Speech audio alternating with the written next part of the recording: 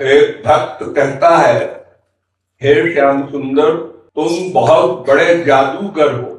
बड़े माने जिससे बड़ा कोई न हो, इतना बड़ा जादूगर।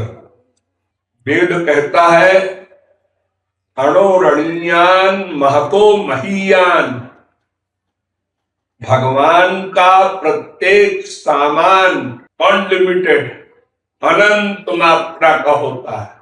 उनका सौंदर्य, उनका माधुर्य, उनका कौशील्य, उनका सौकुमार्य, उनकी शक्तियां, उनके अनंत कोटि ब्रह्मांड, उनके नाम, उनके गुण, उनकी लीला, उनके धाम, उनके संत, सब अनंत अनंत मात्रा के होते हैं। कोई वस्तु लिमिटेड नहीं होती, सीमित नहीं होती। यस्मात् परम ना परमस्ति किंचित। वेद कहता है, जिससे बड़ा और कोई न हो, उससे परे और कोई न हो, ऐसा जादूगर। कैसे मालूम हुआ तुम्हें? सबसे बड़े प्रारंभ में ब्रह्मा, विष्णु, शंकर, ये तीनों भगवान हैं। भगवान के गुणावतार कहलाते हैं। सत्वगुणी विष्णु, रजोगुणी ब्रह्मा और तमोगुण को स्वीकार करने वाले शंकर।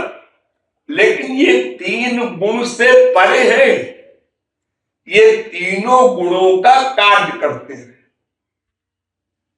सृष्टि करना ब्रह्मा का काम, सृष्टि की रक्षा करना विष्णु का काम, सृष्टि का प्रलय कर देना ये शंकर जी का काम।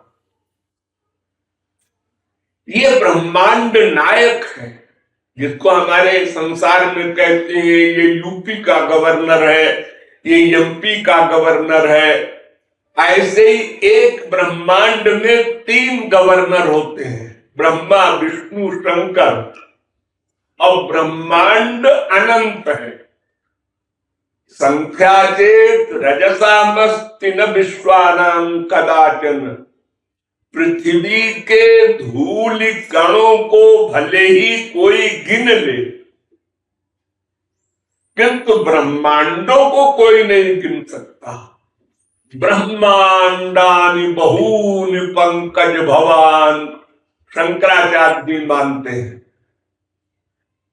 अनंत कोटि ब्रह्मांड।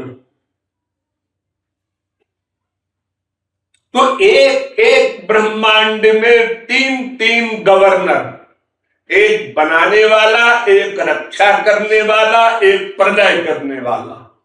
तो इस प्रकार अनंत ब्रह्मा, अनंत विष्णु, अनंत शंकर। और जितना बड़ा जिसका ब्रह्मांड है, उतने मुख होते हैं ब्रह्मा। हमारा ब्रह्मांड जिसमें हम लोग बैठे हैं सबसे छोटा है। इसमें ब्रह्मा के 4 मुंह हैं। ऐसे ही 1000 मुख का ब्रह्मा, करोड़ मुख का ब्रह्मा, अर्बुद मुख का ब्रह्मा। जितना बड़ा ब्रह्मांड उतने उसके मुख होते हैं। अस्तु, तो ये अनंत कोटि ब्रह्मांडों के जो राज्यपाल हैं, ब्रह्मा, विष्णु, शंकर, ये भी श्री कृष्ण को देखते ही आनंद में मूर्छित हो जाते हैं। यानी लूट लिया। लूट लिया का मतलब उसको वश में कर लिया, मोहित कर लिया। वो शरणागत हो गया इमीडिएटली। साधना नहीं करना है। जादू जो होता है वो केवल दिखाई पड़ता है, करना वरना नहीं होता उसमें कुछ। तो भगवान सत्य संकल्प है। इसलिए वे जो कुछ करते हैं उसमें इंद्रियों की आवश्यकता नहीं होती। जैसे हाथ से पकड़ना, आंख से देखना, कान से सुनना, नासिका से सूंघना, रसना से रस लेना, त्वचा से स्पर्श करना, ये सब वर्क भगवान इंद्रियों से नहीं करते, केवल मन से सोचा हो गया। सत्य संकल्प उनका गुण है वेद के अनुसार। और एक इंद्रिय से सब इंद्रियों का वर्क भी कर लेते हैं। क्या मतलब? जैसे आंख है, सबकी आंख देखने का काम करती है, हाँ, सुनने का नहीं करती, नहीं। सबके कान सुनने का काम करते हैं, हाँ, देखने का काम नहीं कर सकते, नहीं। और भगवान श्री कृष्ण की एक आंख देख भी सकती है, सुन भी सकती है, सूंघ भी सकती है, रस भी ले सकती है, स्पर्श भी कर सकती है, सोच भी सकती है, जान भी सकती है। यानी इंद्रिय मन बुद्धि सबका वर्क एक इंद्रिय कर लेती है। और बिना इंद्रिय के भी सब कर्म कर लेते हैं वो।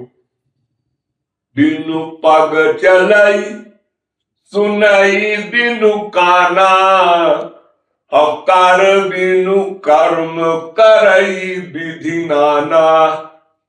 आनन रहित सकल रस भोगी, बिनु जिह्वा वक्ता बड़ जोगी। अर्थात लौकिक लॉजिक हम लोगों का जो कुछ वर्क है ऐसा उनका नहीं है। आस सब भांति अलौकिक करनी, ये जादू है, ये जादू है। संसार में कोई सूरदास हो और वो कहे मैं सब देख रहा हूं, और परीक्षण करने वाले आए और उन्होंने कहा हाँ ये तो सब देख रहा है, कमाल है, ये तो इम्पॉसिबल को पॉसिबल कर रहा है, असंभव को संभव कर रहा है। तो ये जादूगरी भगवान की इतनी बड़ी है कि उससे बड़ी और कोई जादूगरी किसी की नहीं है। जादूगर ब्रह्मा भी है, विष्णु भी है, शंकर भी है, और उनकी शक्तियां भी हैं, ब्रह्माणी, रुद्राणी, वाणी, ये लोग भी जादू करना जानते हैं। जादू माने उनके पास ये पावर है तो उनको देखते ही सब मोहित हो जाए, उनके दास बन जाए, उनको सरेंडर कर दे। लेकिन भगवान को देखकर श्री कृष्ण को ये लोग भी मोहित हो जाते हैं, इसलिए इनको सबसे ऊपर रखा है। इसके बाद और सब अवतार है, सनकादिक वगैरह है, और बड़े बड़े परमहंस वगैरह हैं जिनके मन ही नहीं है।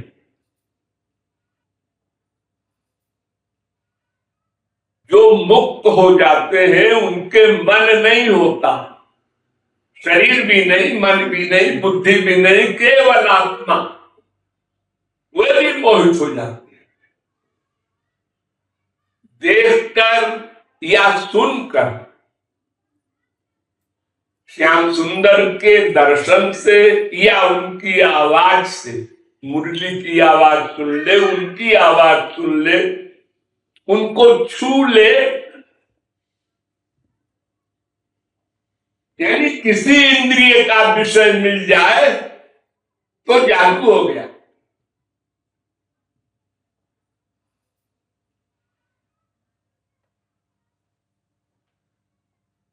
सारे ब्रह्मांड को मोहित करने वाला कामदेव,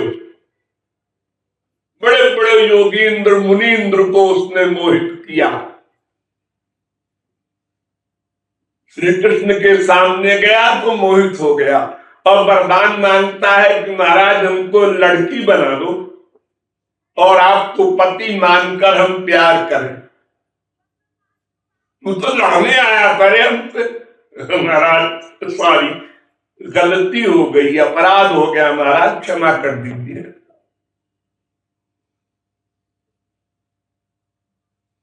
भगवान शंकर के पास भी गया था एक कामदेव, तो शंकर जी गुस्से में आ गए और त्रिनेत्र खोलकर उसको भस्म कर दिया। गुस्से में क्यों आए? इतनी बड़ी पावर है वो कामदेव कि भगवान शंकर में भी गुस्सा डलवा दिया। लेकिन श्री कृष्ण में गुस्सा नहीं डलवा सका। उन्होंने यूं देखा, वो मोहित हो गया, बस देखा और फिर उन्हीं के घर में जन्म लिया द्वारिका में, क्योंकि वो शंकर जी ने जला दिया था, निराकार रह गया बेचारा, तो उसको साकार बनाया श्री कृष्ण ने। हाँ, तो श्री कृष्ण सबसे बड़े जादूगर, लेकिन हम लोग उस समय भी तो रहे होंगे जब श्री कृष्ण का अवतार हुआ था, क्योंकि भगवान हमसे सीनियर नहीं है। हम लोग मरते हैं फिर जन्म लेते हैं, मरते हैं फिर, जब तक भगवत प्राप्ति न हो जाएगी तब तक यही चक्कर चलेगा। मनुष्य तो कभी कभी होते हैं, लेकिन पशु हुए, पक्षी हुए, कुछ न कुछ बनते रहते हैं हर जन्म में। अब जिसने भगवान और गुरु की शरणागति करके अपना उद्धार कर लिया, अपने मन का अटैचमेंट संसार से हटाकर हरि गुरु चरणों में कर दिया, वही तो भगवान के लोक को जाएगा। शेष तो 84 लाख में घूमते रहते। और ये घूमना कब शुरू हुआ? शुरू नहीं हुआ, सदा से चला आ रहा है, जब से भगवान तब से, यानी अनंत जन्म बीत गए। हमने तमाम संतों के लेक्चर सुने, शास्त्रों वेदों का प्रवचन सुना, सिर भी हिलाया, हाँ हाँ ठीक कहते हैं, लेकिन किंतु परंतु मगर चूंकि ये लगा दिया और अपने संसार में माँ बाप बेटा स्त्री पति में आ सकते, शरणागत नहीं हुए हरि गुरु के। शरणागति संसारे की करते रहे। तो ऐसा क्यों? क्या हमने श्री कृष्ण को कभी देखा नहीं? अनंत बार देखा है, अनंत बार, 1000 2000 बार नहीं। राम को देखा है, श्री कृष्ण को देखा है, लेकिन देखकर ये कौन है? राम है। क्या कर रहे हैं? इनकी श्रीमती खो गई है तो ये पेड़ों से पूछ रहे हैं कहां गई सीता।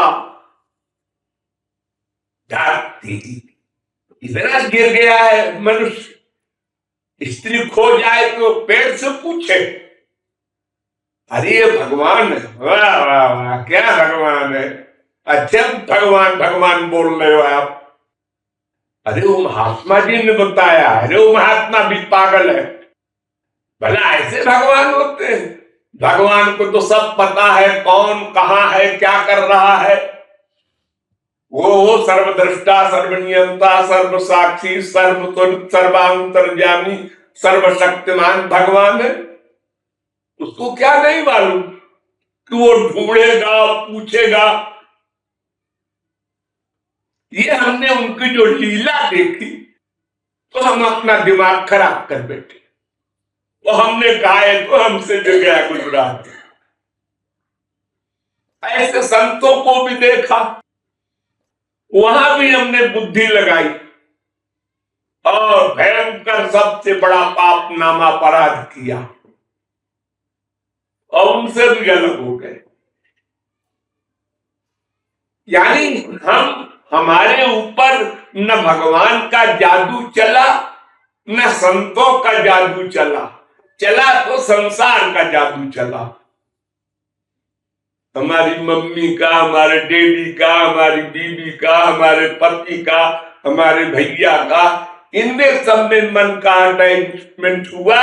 इन लोगों ने मेरे मन को अपने बस में किया, इनको सरेंडर किया हमने, भगवान को नहीं किया। बार बार चप्पल जूते खा रहे हैं, दिन में 10 बार ये अनुभव हो रहा है, साफ स्वार्थी है जी। बाप की बात मान लो तो कहे अच्छा बेटा है, न मानो राक्षस पैदा हुआ है। लो, 1 सेकंड में वो राक्षस भी हो गया। जिसका कहना मान लो, जिसका स्वार्थ सिद्ध कर दो, वो आपको अच्छा कहेगा। जिसका स्वार्थ सिद्ध नहीं हुआ, बस उसका मूड ऑफ। लेकिन जाएंगे फिर वही, छोड़ते नहीं। कोई मर गया तो बोलते हैं राम नाम सत्य है, और लौट के आए तो बोलते हैं जगत सत्य है, उसमें अटैचमेंट करते हैं। मुंह से तो बड़ी लंबी लंबी बातें करेंगे, आत्मा अमर है, ये तो शरीर नश्वर है, और जो गुरु ने बताया है साधना करने को वो करेंगे। जल्दी क्या है, अभी हमारी उम्र क्या है, 10 साल के तो है, 20 साल के तो है, 50 साल के तो है। यो बहाना कर देता है, आगे करेंगे फिर करेंगे। अरे एक दिन का तुमको विश्वास है, कहीं लिखवा के लाए हो भगवान से कि हम 45 साल का होके मरेंगे? अरे देख रहे हो, एक पैदा होते ही मर गया, 1 साल भर का बच्चा मर गया, 1-2 साल का मर गया, तो तुम कैसे सोच रहे हो हम थोड़े मरेंगे? तो भगवान का जादू हमारे ऊपर नहीं हुआ, संत का जादू नहीं हुआ, और गधों का जादू हो गया, ऐसा क्यों? ताज्जुब है, हाँ, आश्चर्य है। न आश्चर्य नहीं है। तो ऐसा है, एक चुंबक होता है, चुंबक वो लोहे को खींचता है।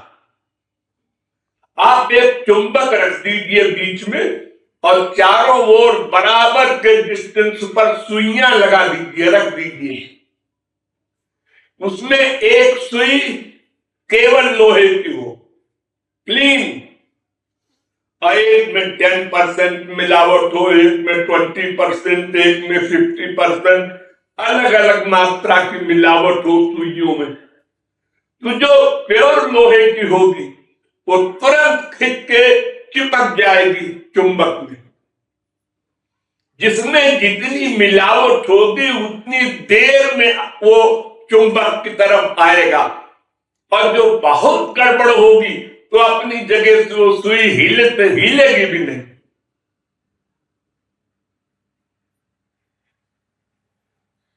यानी हमारा अंतःकरण जितना पाप युक्त है, गंदा है, उतनी देर में खींचेगा भगवान और महापुरुष से, ये पहचान है। पापवंत कर सहज स्वभाव, पापात्मा भगवान के सन्मुख नहीं आएगा, आए भगवान मिलेंगे भी तो उनमें बुराई, उनमें दोष बुद्धि लाएगा। यानी जाकी रही भावना जैसी, प्रभु मूरति देखी तिन तैसी।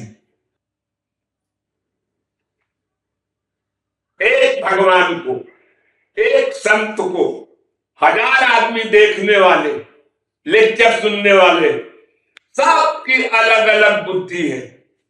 जिसका जितना अंतःकरण गंदा है उसी मात्रा में वो खींचेगा। एक तुरंत खिंच जाता है एक लेक्चर में, और एक 50 वर्ष में नहीं खिंच पाता तो वह आश्चर्य करता है कि मैं तो सत्संग बहुत दिन से कर रहा हूं।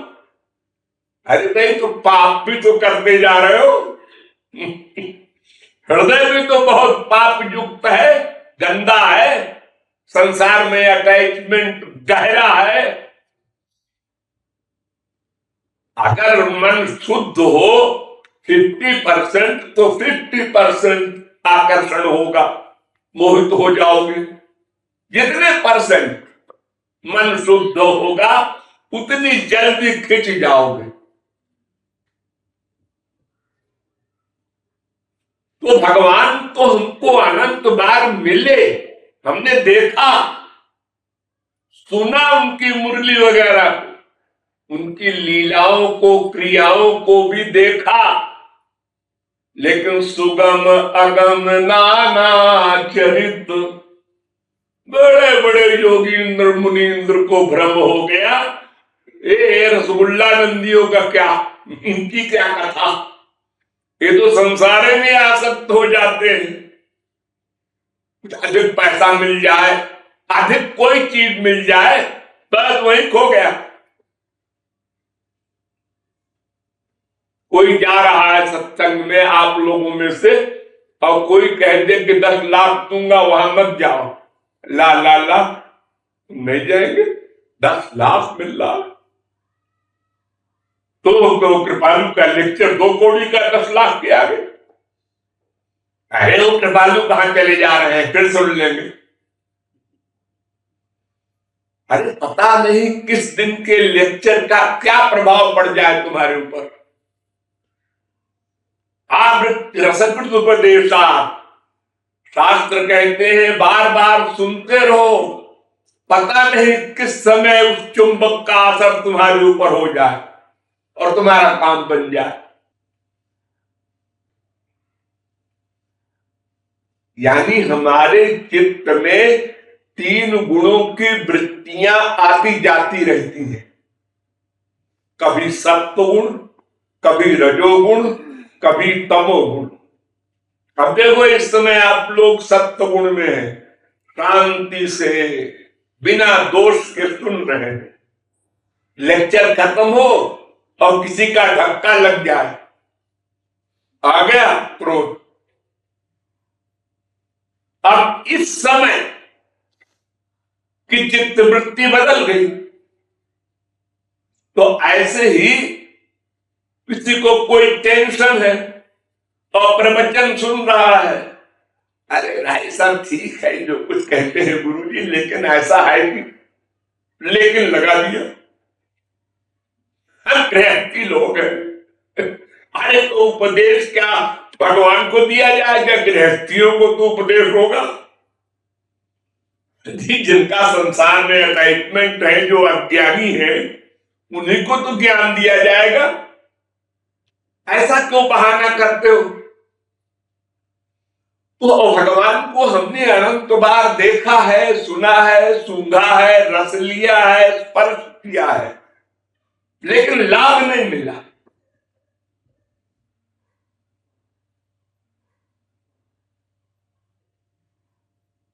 क्योंकि हमारी चित्तवृत्ति माइक थी, गंदी थी, पाप युक्त थी। अब जब पाप को हम धोए, गुरु की शरण में जाए, गुरु की सेवा करें, उनकी आज्ञा माने, 100% शरणागत हूं और भक्ति करें, तो अंतःकरण जो गंदा है वो शुद्ध बने। जैसे गंगा जी में कोई नदी मिल जाती है, गंगा नाला मिल जाता है, तो वो गंगा जी बन जाता है, सब उसका आचमन करते हैं। जैसे आग में कोई भी चीज डाल दो तो वो आग बन जाती है, शुद्ध हो जाती है। रवि पावक सुर सर की नाई, ऐसे ही भगवान और संत में जिसके मन का अटैचमेंट हो जाएगा उसका मन शुद्ध हो जाएगा। ये कपड़ा है, इसको गंदे पानी से धोओगे और गंदा होगा, और शुद्ध जल से साबुन से धोगे मैल धुलेगा, कपड़ा साफ होगा। तो जितने भी संसार के माँ बाप बेटा स्त्री पति पड़ोसी दोस्त हैं, ये सब माया के अंदर में है, गंदा है इनका अंतःकरण। इनमें मन का अटैचमेंट करोगे तो मन और गंदा होगा, और भगवान और महापुरुष में मन का अटैचमेंट करोगे तो मन शुद्ध होगा, और जितना जितना शुद्ध होगा उतने उतने भगवान और महापुरुष रूपी चुंबक से तुम खींचोगे, तुम्हारे ऊपर जादू चढ़ेगा। इस जादू का असर इसलिए नहीं हुआ हमारे ऊपर, यावत पापैस्तु मलिनम, शास्त्र कहता है,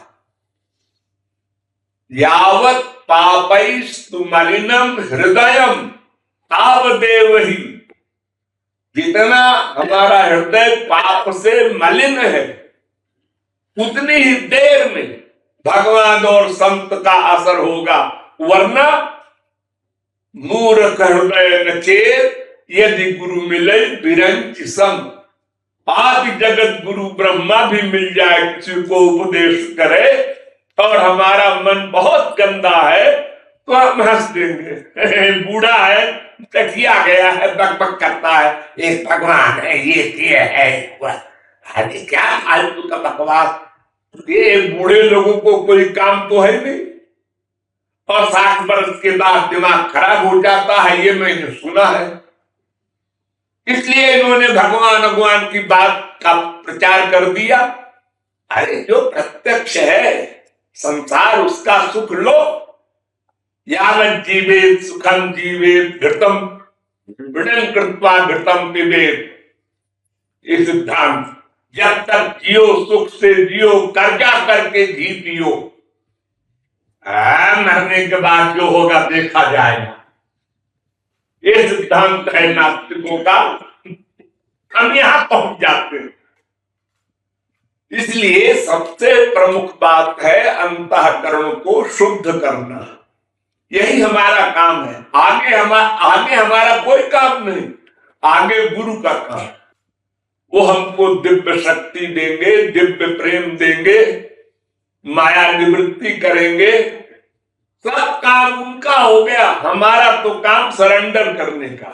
जैसे एक बच्चा पैदा होता है, आप लोग जब पैदा हुए तो कुछ नहीं करते थे,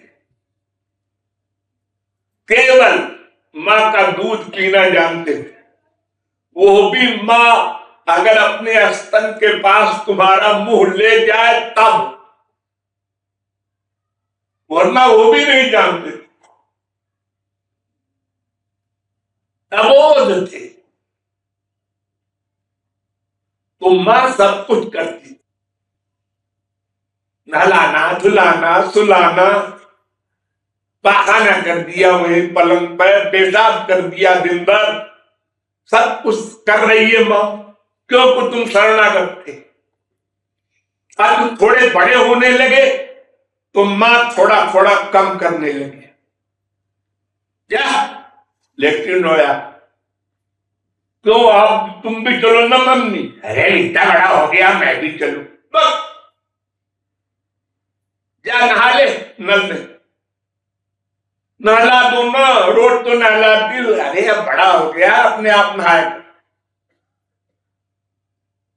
अब स्कूल जाने लगा, अपने आप तैयार हो रहा है लड़का, कुछ नहीं करना मां को, मां अपना काम कर रही है।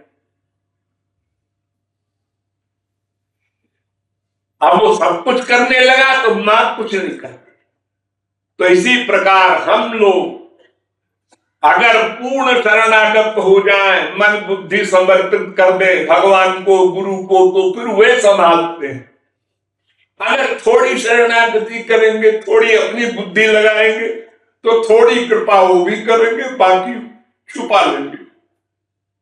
और अगर हम बिल्कुल शरणागत न होंगे, खाली सिर को पैर पर रख देंगे और बातें बनाएंगे, तुम्हें वो माता पिता, तुम्हें वो गुरु जी, तुम ही सब कुछ हो, ऐसी एक्टिंग में बोलेंगे तो वो भी एक्टिंग कर देंगे। जाओ। तो ये जादू चुंबक वाला शुद्ध लोहे पर होता है। अतएव अनंत बार भगवान के दर्शनादि होने पर भी ये जादू हम पर नहीं हुआ, और ब्रह्मा शंकरादिक और अनंत आत्माराम पूर्ण काम परम निष्काम योगी इंद्रमलात्मा परमहंसों पर जादू हो गया, क्योंकि उनका अंतःकरण 100% शुद्ध था। इसलिए श्री कृष्ण से बड़ा कोई जादूगर नहीं, लेकिन उनके जादू का असर शुद्ध अंतःकरण पर होता है। हमको अंतःकरण को गुरु की शरणागति से शुद्ध करना है, वो भगवान का काम नहीं है। भगवान तो अंतःकरण शुद्ध होने पर आएंगे, उसके पहले नहीं आएंगे तुम्हारे पास। ये सारा काम गुरु का है। ये आश्रय है इस लाइन।